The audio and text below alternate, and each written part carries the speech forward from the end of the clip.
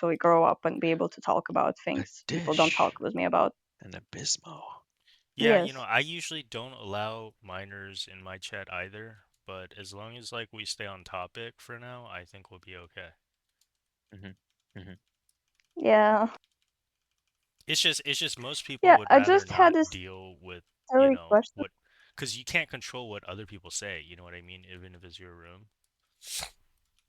But once start people Yeah. start talking about certain things, like with minors in the room like yourself, then, it can become an issue. So that's why most people here, they just don't want to deal with having any minors in the chat. Hmm. Like my Yeah. person, like it's like I said, it's okay. Like That's you can kind be of here and like we annoying. can talk about some stuff if you have questions. But um, Hmm. like my personal belief, like I mean, since we're on the Yeah, I topic, had a Dish, silly go ahead. one.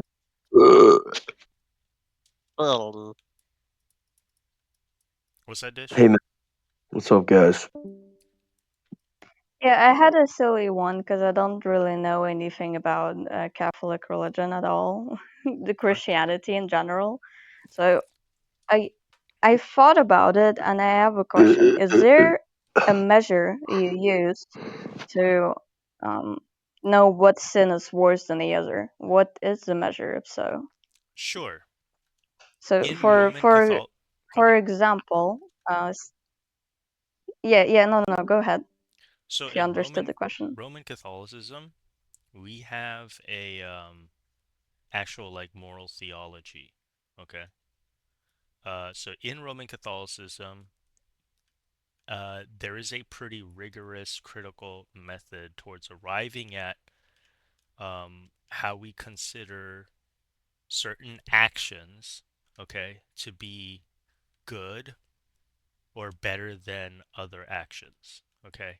Now, this is going to be presupposed on a Mm-hmm. whole bunch of other theological, philosophical um, ideas about what it means to both exist, what it means to have knowledge, what it means for things to be objectively good in the first place. The only thing that you have to recognize for Catholic moral theology is that we do believe that there is an objective world, that the world that we experience around us is real, therefore the consequences are real, but also because it's real, it is knowable. Okay? Secondly, there's three parts to any Catholic moral theology. It's going to be a consideration of the object. The object can also be the action, okay? Um, Secondly, it's going to be the circumstances, right? And also the intention of the person that is doing the action. So there's three parts. So that's the basic parameters or premises by which Roman Catholics analyze or assess moral goods. Okay. So you get different kind of penance. I think I translated what the word meant in Russian to English. I think it's called penance. Okay. My goodness, I'm sorry. I don't know how to work to talk. Yeah, for different sins, right? Okay.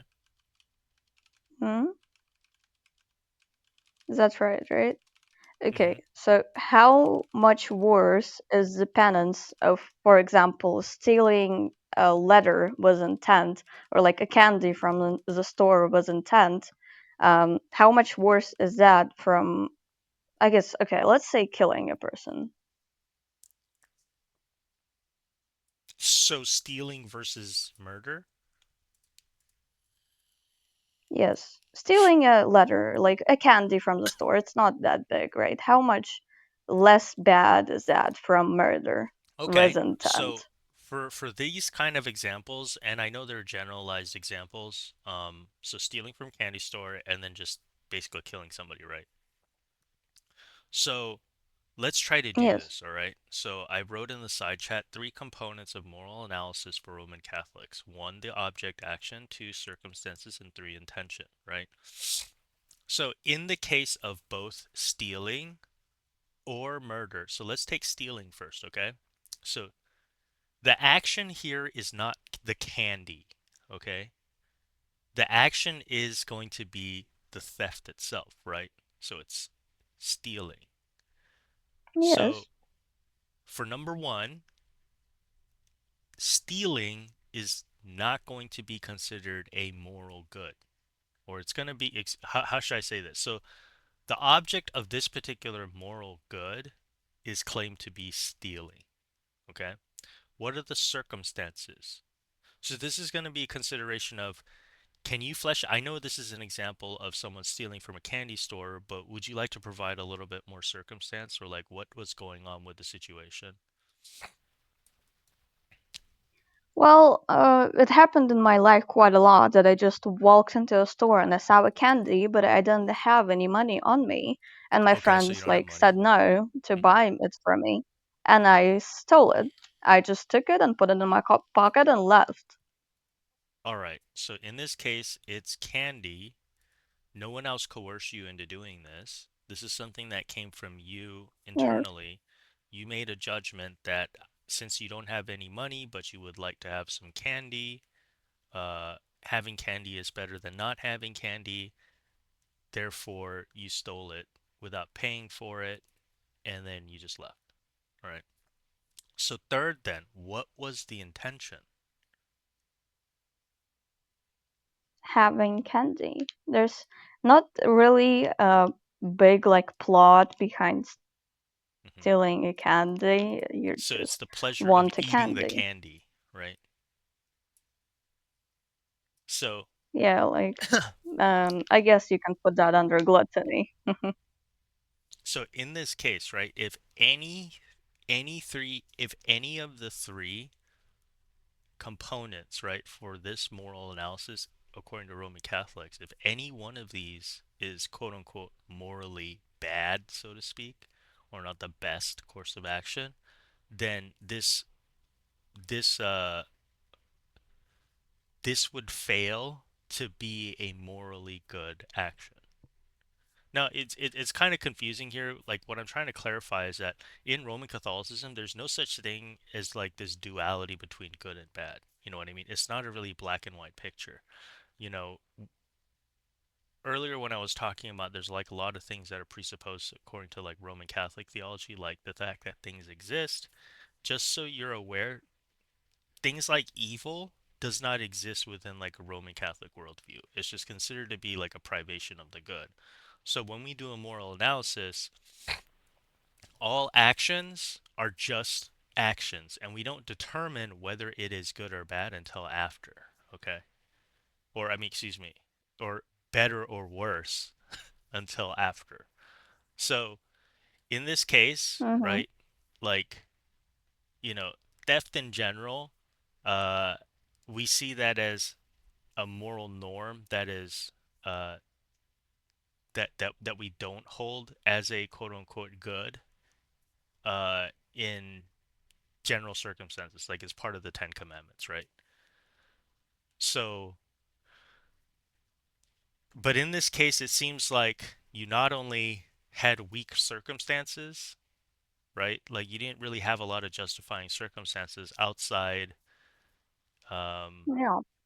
yeah, it's pretty obvious, right? And your intention really wasn't that Yeah. sophisticated either, right? So you were acting basically in your own self-interest rather than the interest of those around you. It's pretty simple, right? And you can say the same thing about murder, right? Yes. But in the case of murder, right, the object is actually taking a life rather than taking candy. So the difference between theft of candy and theft of, someone's life is going to be determined by the degree by which, like, the object is different, right? So clearly, you know, for anyone, regardless of the circumstances, like, taking somebody's life is going to be much harsher than um, stealing candy, right? Now, there can be circumstantial things that is Right. involved in taking of a life, right? Like maybe it was like self-defense, right? But then it wouldn't be the object wouldn't be murder, so to speak. It would just be like killing a. Well, I mean, actually, yeah. Let's just put it as taking of another person's life. If the circumstances, I know Yes. we were talking about murder, but so then we would have to provide like the circumstances of um this person, there was like a fight or something, or you had some grievance against the other person, um, and it wasn't like a scenario of like self-defense or anything. Then you'd have to ask about like what the I intention kind of is or the motive. Once you're established that, I mean, this person, you know, wanted to kill this person, then yeah, you would classify the taking of that life in that circumstance as a murder. All right, I want to make it like fully black because I'm leading you to the question. I still haven't asked the main question. So when talking about taking I wanted and the well, give me a second. Yeah, the intention would be I was bored, I wanted, and the circumstance would be the same. Like there was no real motive. I want to make it fully black because the question is there a measure, and how much worse, how many times worse is killing a person with the same black, Oh, is it completely stupid quantifiable? intention than stealing a candy? Right. Well, that Yes. that begs the question. If you assume that murder is quantifiable, like at all, then you have to establish by, like I guess like the normative value or the the quantifiable value, excuse me, of a human life. And according to Roman Catholic theology, like there's going to be infinite value to a human life because the human life has infinite value to God. For humans, we might be able to, um, you know, come up with certain metrics according to like a materialistic premise, right? Like what is a person's net worth? Like how many, or what's the total amount of money their assets are equivalent can be, equivalent to assets referring to things that contractually are assigned to them or conveyed to them, right? I'm not a lawyer, but that's kind of like what I'm assuming, kind of like the terms that you would have to put it under, right? But these are a set of materialistic premises that are kind of pretty impersonal, right? And that's not the way in which Christians look at either the world or look at how we define people, right? So, in a Roman Catholic quote unquote paradigm, the value of the human life isn't definable ultimately by things in the world, so to speak. But the thing is depending on the type of, premise that you're attaching to it, and in most cases, we have examples of earthly premises, right? How much carbon footprint each person puts out in their life, right? Like this is going to be like an ecological type of a statistical measure that we can attach to people. But we don't go around saying, trying to justify whether or not a person is better than another person, by how much carbon footprint they leave around, right? Instead, we would, the only reason for that metric, we would say is to say, hey, let's be aware of what the average is across, people, and let's do our best to try to reduce that, under that average that we currently see right now, right? So it's not helpful in coming up with, even making these like materialistic, um, these having these materialistic quantifiers isn't really helpful even in making, generalized prescriptions for, how humans Mhm. should act. Does that make sense?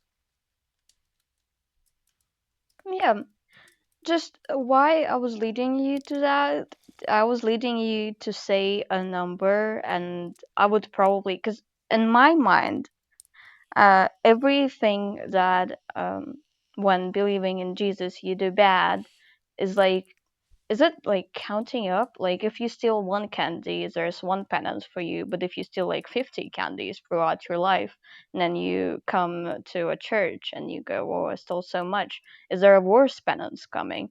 And so Okay. I would probably have said, if you said a number, I would probably have said, okay, you would have said probably like 500 times worse. And I would say, if you steal 500 candy throughout your life, are you a murderer? Are you counted? And do you have the same penance as a murderer would have had? That was my train of thought when I thought Okay. about it, but I guess you, You know what though? yeah, No, because again, I don't know anything about that's actually a Catholic. really good thought. To be quite honest, I think I did kind of overlook one thing, right? Because I wasn't so focused on um your question and how it relates to like the sacrament of confession as Roman Catholics practice it, but that's actually a really good point that I kind of overlooked, and that is in the consideration of circumstances, like when a priest gives like confession or gives penance, he's gonna ask, how many times have you done this? When was the last time you stole? Or you see what I mean? He'll start asking those kind of questions like, is this the first person you've murdered? Have you murdered anybody else? Right? Is this like a repeat thing that, you do? Or, I mean, do you still have thoughts about killing other people? So all these kind of clarifying questions are to establish what the circumstances is around this, this instance of killing or stealing. So you're right. It's going to factor in within a Roman Catholic moral analysis, but it's going to be part of the circumstances. So, where I'm getting at is, I mean, yeah, you're right to assume that, yeah, how many times one thieves, or steals, or even kills is gonna be just as important as whatever the action itself is or the intention of the person. So, but what does this mean, right, uh, for Roman Catholics? Like, is this like a quantifiable metric, that can be like, assigned? Uh, not not in the sense of like uh not in the sense of what the Roman Catholics are going to say is agency. Okay, so like I said, there was a lot presupposed in Catholic moral analysis, and one of these is going to include like the idea of like virtue or habit, making habits. So just without getting into it too far, basically for Roman Catholics, to be a moral person is to be a virtuous person. And the only way to become a virtuous person is by choosing good moral actions repeatedly. Okay? It means that, according to Roman Catholics, we have to have a practice, just like when you practice an instrument. Um, if you want to play right, if you want to play quote unquote beautifully, if you want to play good, aesthetically pleasing, um, you have to practice, right? If you play like a wind instrument, you have to practice long tones, right? It's boring, but that's the only way you're going to be able to improve the tonality of your instrument, right? You can practice scales, so that's going to help you with clarity and syncopation and all this stuff, right? Um, that's going to be our same approach to morality. Um, so if one does repeated thieving, yeah, in a certain sense, you're going to get better at stealing, but you're also going to become better at being a quote unquote bad moral person, right? So it's within this kind of overall paradigm of virtue making or becoming virtuous, in which, you know, by repeated, you know, non good moral actions, one can become less and less moral. I don't know if that clarifies, Dish. Yeah, I'm just trying to process. It's hard for me to process stuff that's not really into that It I gets haven't really really thought boring and about dry, before. Yeah. but I can understand No, why. it's not about that. No, no, you keep going, but it's not about boring dry and dry. It's mostly about that when you get new knowledge, you need some time to try and comprehend it. And for me, I need to build some hypothetical scenarios Hmm. to remember that knowledge in my head. I need to think about it a little. Let me. Um, I'm gonna find a document for you really quick.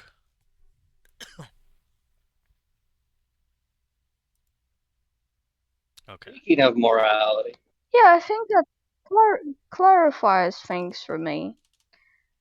But I remember this because I remember a conversation I had in real life with a Catholic. I don't remember which one he was. I know you have a lot of different. I don't want to be rude, but it's weird for me a little bit. But I guess that's in every religion. You have different ways of worshiping the same being. So um, in that conversation, we were talking about stuff and how one sin is worse than the other, and I got that guy caught and thinking about his own Bible again to try and find an answer to my question, and he never got back to me. We just stopped talking about that conversation when I gave him that hypothetical. So we were talking about letters back then. So he said that not reading a letter is worse than reading a letter is worse than not delivering it in time. Um, so I went, how much times worse? And he said two times. Um, well, this hesitation, of course, because that's a weird thing for me to ask. And I went, so when a person doesn't deliver two messages, letters, he basically read one, right? He's gonna get the same penance. And then we went all the way from letters to killing, and well, I'm not talking to that guy anymore, sadly. Was he a That's why Roman I Catholic? was so focused on it. I don't know. I don't know. I don't remember at this point. It's been a while ago. So Dish, I put in the I'm side not chat. sure, but he was using the Bible. Dish. I put in the side chat something. It's an encyclical from Pope John Paul II, but it's gonna give an extensive treatment of kind of the stuff that we're talking about here, and like Catholic moral analysis, where we get our ideas about this from. What are the components of it? What are some examples? This is What's if the you want difference like a between full like context for it, okay? Like, if this topic really interests you, but yeah, again, this topic only interests me to know it shallowly, to at least, like, what I'm trying to do mostly when talking to people of different religions or different mindsets is to get different points of the world, the different viewpoints of the world. And I just want to know it's shallow but deep enough to be able to talk about it a little bit, to at least know what's going on about it. And yeah, I want to know you, like, in the nutshell, what's the difference between Roman Catholics and the other plenty of types? I see. Yeah, all I can do is So yeah, present I to think you. I'll read it. Yeah, yeah, yeah. This is gonna be like the most extensive treatment you're gonna get. In like yeah, without having to like take a 300 level course in this stuff, like for the Roman Catholic position at least. The thing is like you're not gonna find this as much treatment, and I mean maybe you will in like Protestant uh type of theologies.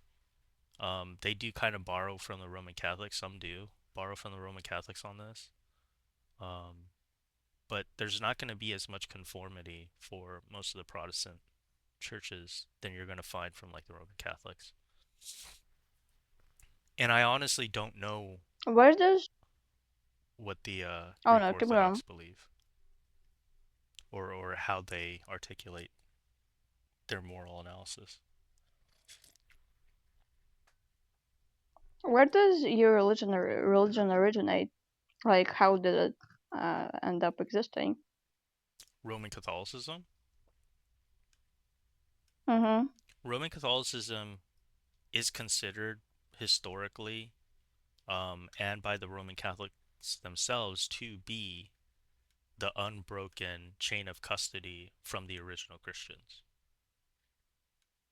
both in orthodoxy and orthopraxy. So both in right teaching and also in right practice.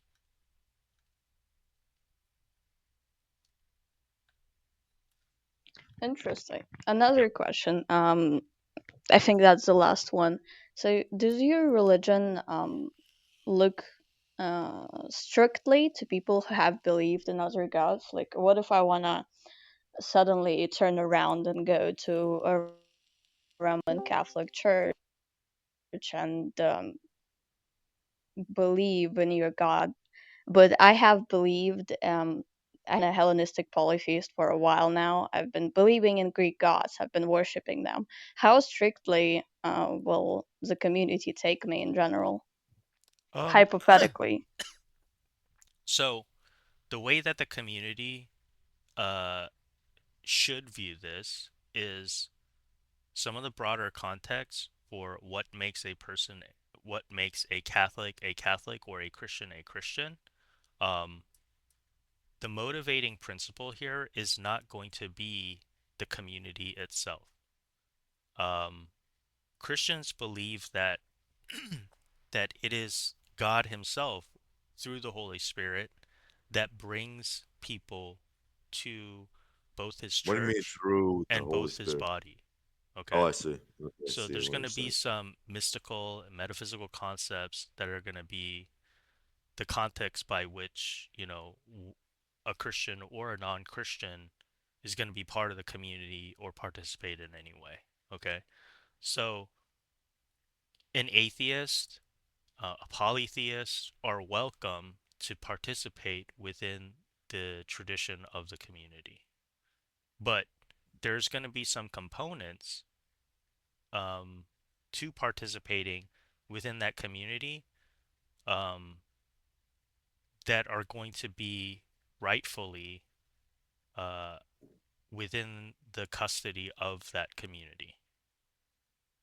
So, things that you may not be able to experience as part of the community because you are not fully part of the community. So, there's going to be some gradation to what it's going to mean for someone who is not a Catholic or not a Christian in their ability to be part or participate within the community. So, yes, absolutely, if you feel like out of your own curiosity or your own lack of exposure to, you want to go to a Christian church or a Catholic church, you're more than welcome to. Okay, thank you. That's interesting because I heard different viewpoints on that. Can't receive the Eucharist.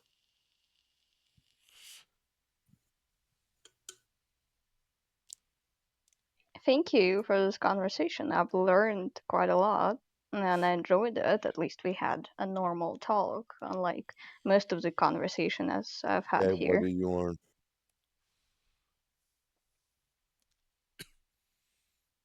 Yeah, there's a thing. Christians are people too. There's a lot of bizarre Christians. There's a lot of bizarre people.